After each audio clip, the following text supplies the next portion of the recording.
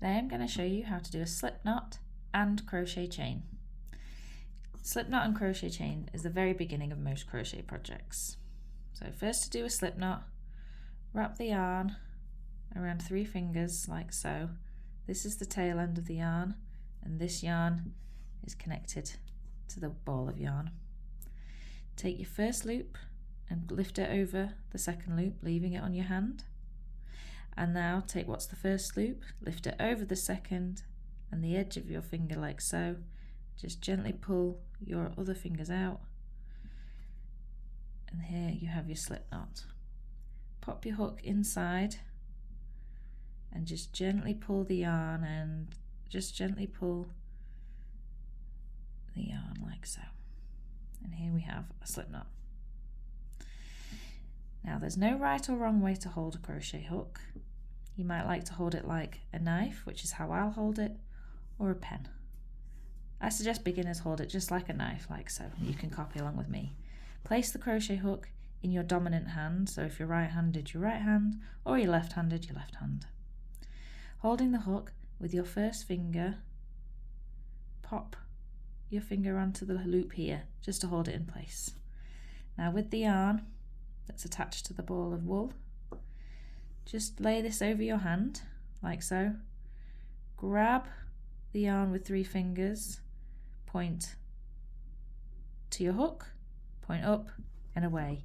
That just makes it a little bit tighter here. This is the bit of yarn that we're going to be crocheting with. So with your thumb and middle finger that's holding the yarn, grab the knot underneath, like so. That's going to feel a little tricky to start with, but trust me, keep practicing and you'll get the hang of it. With your crochet hook now, you're going to hook under the piece of yarn that you're holding over your finger. Turn your hook slowly, and can you see I've caught it here under the hook? And what you're going to do is pull it through the loop on your hook. At the same time, your finger and thumb are just going to gently pull down on the bottom of the stitch, and that is a chain stitch. So again, I'll show you. Hook under the yarn, twist it just so slightly to catch it, and pulling down on the chain, pulling down gently here, pull it through your chain. As you get a bit longer, it might get a little bit wobblier, so what you can do, pop your finger in here and just move your finger and thumb up. And once more, hook under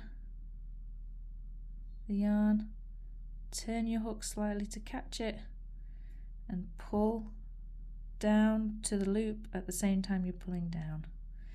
And there you'll have a chain. And can you see the little V shapes? I'll just do a few more to show you. One more slowly. And there you have your chain.